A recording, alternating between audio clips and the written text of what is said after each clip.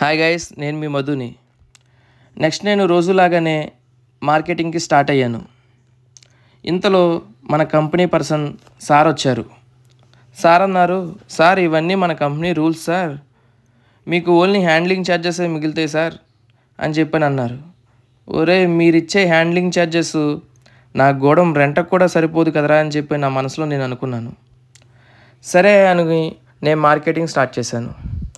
మధ్యలో ఈ విషయం గురించి ఒక ముగ్గురు బిజినెస్ ఎక్స్పర్ట్స్ దగ్గర డిస్కస్ చేస్తే ఎలా ఉంటుందని చెప్పని ఆలోచించి డిస్కస్ చేయడం స్టార్ట్ చేశాను. అప్పుడు నాకు ఒక విషయం అర్థమైంది.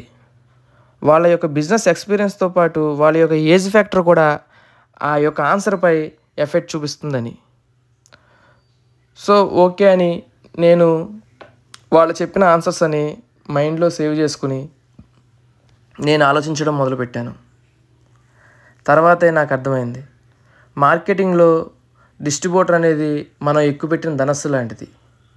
కానీ దానిలో మనం వేసే యారోసు మన ఓన్ బిజినెస్ అయి ఉండాలి. So I become an wholesaler.